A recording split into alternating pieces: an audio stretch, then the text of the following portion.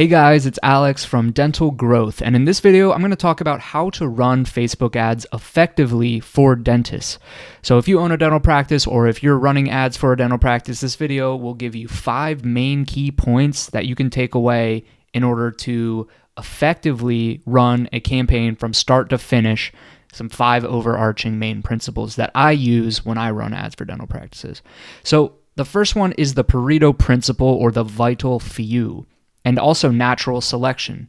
So 20% produce 80% of the results per the Pareto principle. And so even among proven winners, if you were to say select a batch of 5 to 10 ad sets, all of them having done well in the past, Facebook will often only select one or a few of those to put, quote, all of its energy into or to make successful. For whatever reason, you'll often find that in most campaigns, a small percentage will work and another chunk will not. And so in this case, simply be prepared to cut or turn off ad sets that aren't producing and scale up the ad spend on the ones that are, or quote, spin them off, as I like to say, into other variations with different captions, different targeting, or other types of creatives that are similar to the one that's doing well. Okay, and so often when you're testing as well, it's important to keep in mind that when you do run tests, test widely different things. So if you're testing pictures or creatives, test widely different pictures, say a real photo of you or the office, a graphic, a selfie video. You can see how all of these are pretty different, and it's important to test them and say the graphic works the best. Then hone in on the graphic and maybe, quote, spin that off into other graphics or similar graphics, etc. And so as you can see in this example, this is a screenshot of a dynamic creative campaign where Facebook optimizes around creatives that it thinks will perform better than others. And as you can see, it dumped a majority of its spend into one creative here, about middle of the page here, and it produced about an $8 cost per lead. Okay, the others weren't necessarily failures. They just didn't get a lot of spend or attention, and pretty much all of the results here were within KPI, so we didn't have to do much work at all on this one. As you can see in this example, we have 4 ad sets, and one of them was the winner and produced the result that was within our KPI. And so we kept that running and we turned off the other 3, as you can kind of see towards the bottom there. HHI, toothpaste, no interest. Those didn't produce cost per leads that were within our KPI. And so we cut those and we continued to run the first one, which produced a cost per lead that was within our KPI, which was $9, which was a great result here. The second main point is, if you want to really get the best bang for your buck and squeeze the most juice out of your campaign, which I imagine you may as a practice owner or someone who is invested in the success of your business, you would want to do a true daily management of your campaign.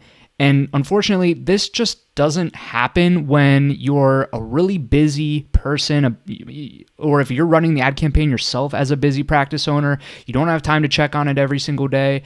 Or for some agencies, if there's an inexperienced junior media buyer, or if they're just generally uninvested in the optimal success of your campaign and they're on a set and forget mindset, you're just not going to be getting as good results as you could.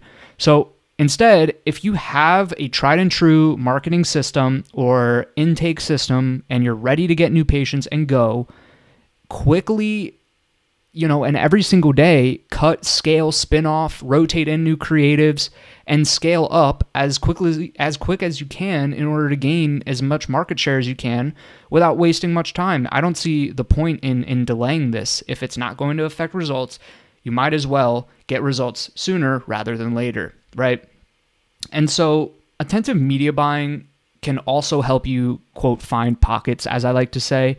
So when you're checking in on your ad account, you're cutting the ones that aren't doing well, you're scaling the ones that are doing well consistently day after day, you're going to quickly find pockets or sub-niches or kind of algorithmic audiences that Facebook is able to just I don't know how it works. It's somewhere in the back end of the ad systems, but it's weird how some sub niches and some sub audiences will perform disproportionately better than other ones. And you just won't get that when you just set broad targeting and set and forget and go. Sure, that can work to some extent in some situations, but if you really want disproportionate results, quicker results, and not kind of just a side note here, a lot of times, guys, in the space, you hear people say, just give us a month or just give us 3 months to optimize the ads or to find your audience or to hone in the targeting.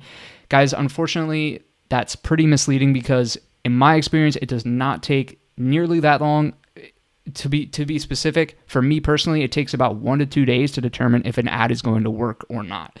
So on the other hand, in some spaces such as SEO, it may take longer based off of the data, as the links get built out, as Google kind of organizes its search engines and racks up the data as searches come in, etc. So maybe there's a difference there, and there likely is, but for media buying, specifically Facebook, especially when you are working with decent budgets, you can quickly find out if an ad is going to be successful or not. And so without further rambling about true daily management, it's important that you have someone that is really invested and will check on your ads and optimize them almost every single day.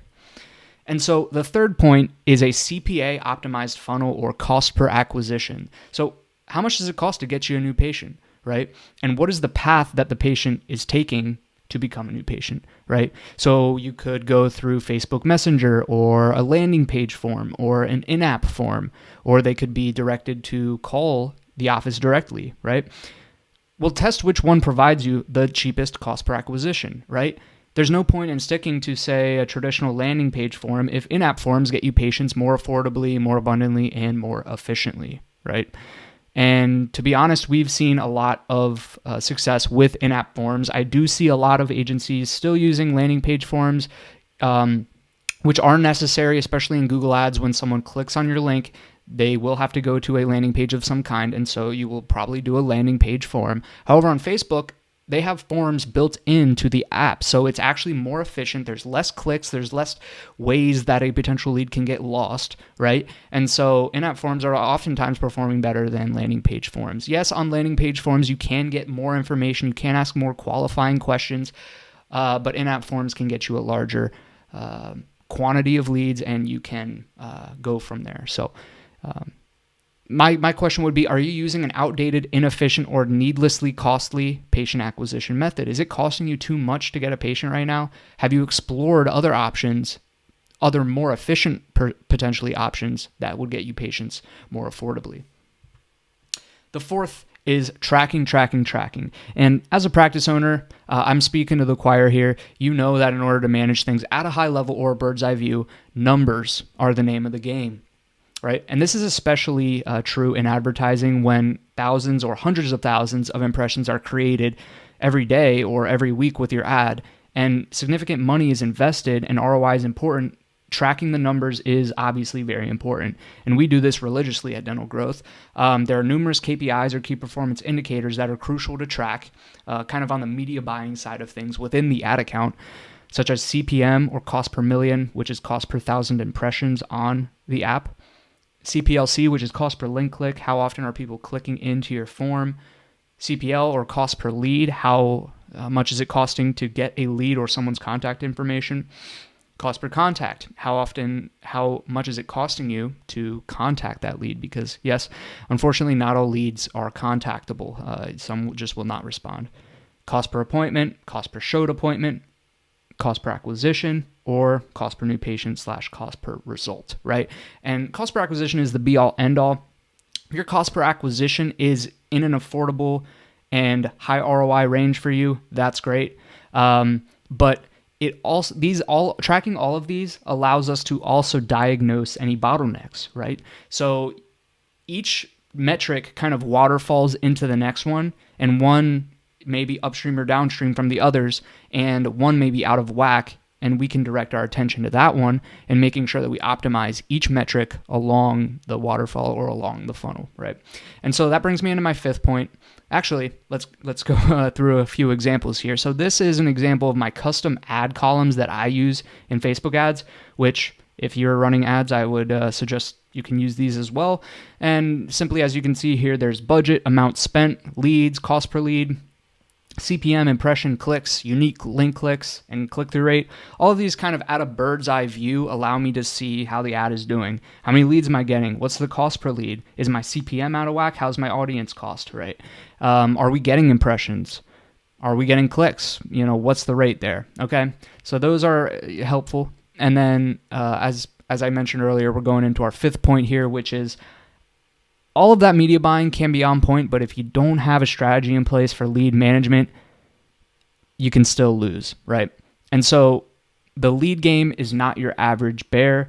It does turn into a numbers game because unfortunately not all cold leads can or will be converted. And so without a strategy in place, your numbers can plummet. Optimizing your numbers, however, is the game, right? So on that end, you can create a highly profitable campaign, but if you don't manage your leads well, it can be unprofitable, certainly, okay? And so how do we do this? How do we manage our leads? Well, for us at Dental Growth, we focus on speed to lead. We prioritize calls over texts, over any other methods of communication. We don't even bother with the email nowadays. It's important to call leads very quickly after receiving the lead. Point blank period, okay? Also, what does that call or conversation look like? Well, how can we optimize that call or conversation to optimally provide the information to the lead, to optimally incentivize them potentially to come in for a consultation and to become a new patient? Well, that's through scripts, okay? And so we train on our scripts and on a good call conversation with the new leads because that's an integral part of the funnel. We also focus on follow-ups, right? In the beginning, in the first 1 to 2 weeks, I'll say, it's important to follow up more times than you probably would if you didn't have a strategy. And, I would say follow up once every 1 to 2 days for the first week at least. And after that, things will taper off if you haven't been able to even contact the person at that point.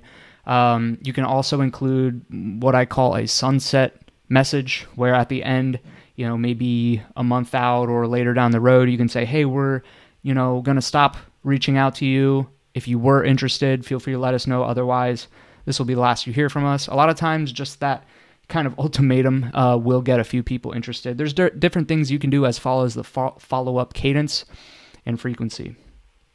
And so those are my 5 points, 5 key points, overarching principles that you can apply to your campaign to make it successful if you're a dental practice or even if for other businesses, right?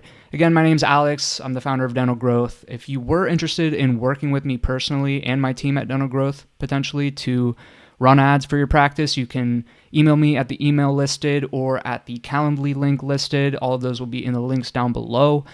Also, if you're an agency and you're looking to improve your agency systems and get better results for your clients, I also help other agencies as well, and you can also contact me through those different methods, and I'd be happy to help. So with that being said, guys, I'll see you in the next video, and hope you have a great rest of your day. Talk to you later. Bye-bye.